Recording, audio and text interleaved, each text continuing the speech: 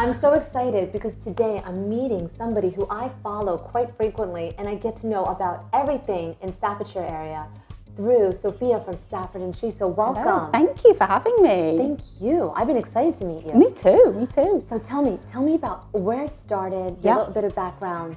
I want to learn more about you. I've been a stay-at-home mum for about 8 years now. Previously, my background was in customer service management in the corporate world. During that time, I've tried different things, going back part-time, trying different jobs, but nothing's worked for us. So I went for trying to sort of kickstart a career in freelance social media management, and I decided to upskill in that area. So as part of that, so I've sort of coming to the end of my training in that, and that's something that I really want to focus on moving forward. Staffordshire is kind of something that I started to complement that as well. I wanted to do something that was a community-based campaign. I didn't want to make it too wide, so I thought, okay, what areas can I cover? I know a lot about Stone, I lived there for a long time. And then I thought, right, well, who do I want to focus on? I know a lot of local women in the area. I have quite a few friends who have got local businesses on the high streets, but also that they run from their own homes. There's a lot of creativity in this area. And the tricky thing is you need somebody like you to get the word out. Yeah, because these businesses do a great job of promoting themselves, but it's about finding different types of people as well. And if I could do anything to help them, then I was really determined to do that. How long has it been around? Staffordshire only been going since about November.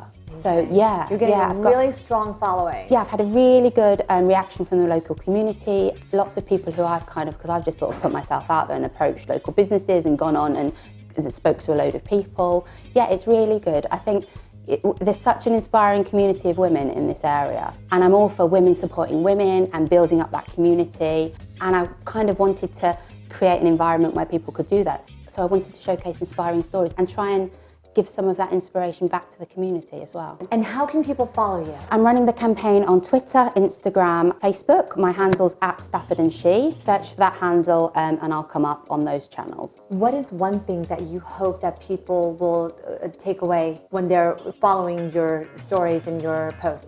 I want them to be inspired. I'd love them to take on board the inspiring stories that I share, take some of that inspiration from the local women.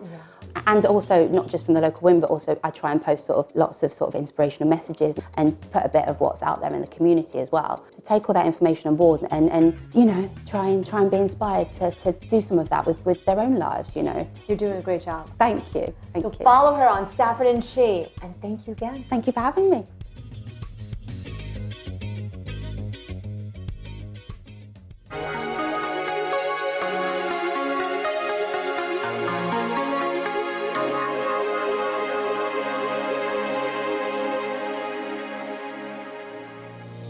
Hi, welcome to my cooking segment. Today we're doing chicken and mozzarella cannelloni, and then we're going to be doing a lovely classic caprese salad with tomato, butzo, mozzarella. So I've got my pan on a medium heat. I'm going to just pop a little bit of butter, let that melt down. Diced white onions. We've got some diced bell peppers to add a bit of colour. We have some chopped garlic and plum tomato that we're going to add shortly. This is a quick and easy meal. You could prep your chicken in advance and it's so flavoursome. Add a little bit of salt. We're going to add the plum tomato. Give that a few more minutes and then we're going to be adding our flour to make our roux. I've used all-purpose flour today. If you have gluten intolerance, you could use coconut flour. Sprinkle over the flour. So basically this is going to coat all the vegetables and we're going to cook this off until that flour has been absorbed by the juices. The sauce is now thickened to a lovely consistency. I'm going to add the cream. I've used double cream, so I'm just going to add some of it to the bottom of the pan, and then that stops your pasta from sticking. And then we're going to be adding the cannelloni that I've stuffed already. Pre-grated some cheddar and some parmesan. Place this in the oven, about 180. I'm going to show you how to make the cannelloni, dried tube of cannelloni, and we're going to stuff it with the roast chicken. You can use rotisserie chicken, and we're going to take pieces of mozzarella and alternate with the chicken. Okay, if you can't get any more of that end, just turn it round.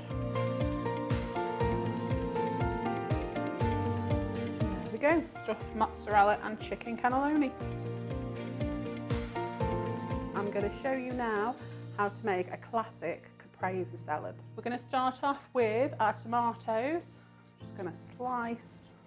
Then we're going to take our buffalo mozzarella and we're going to do nice slices. Extra virgin olive oil. And I like to dress the plate first.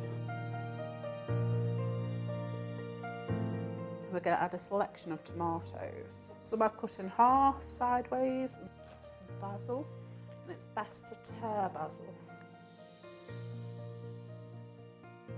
Pepper, freshly ground, and then drizzle olive oil. And that is Chef Lee's classic caprese salad.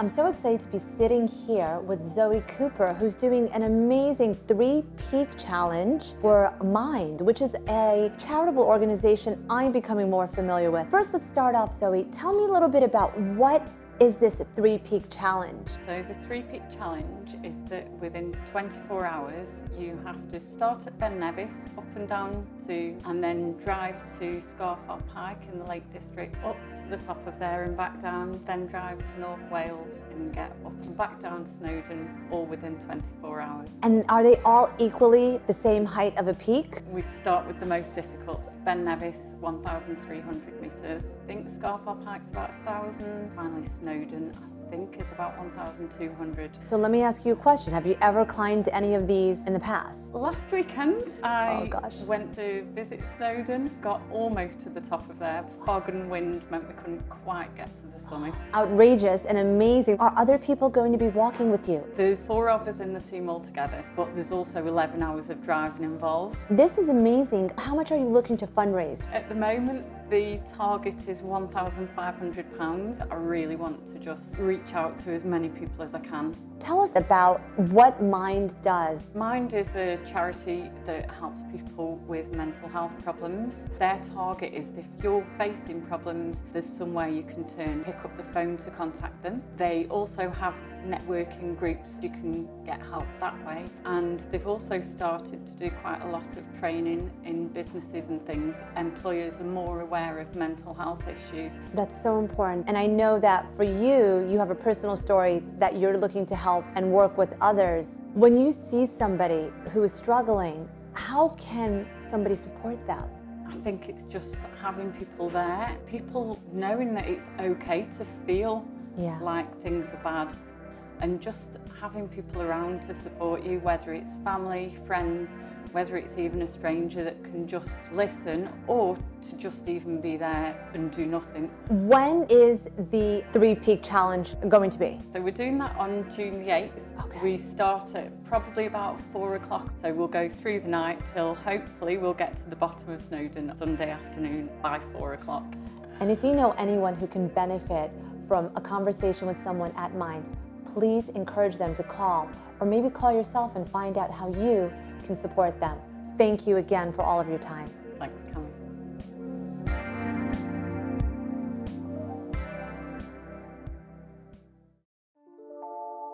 To find out more information, please log on to Cloud9 TV and make sure you download our app. It is live now and you can get it on Google Play and iTunes. We look forward to sharing our next episode with you.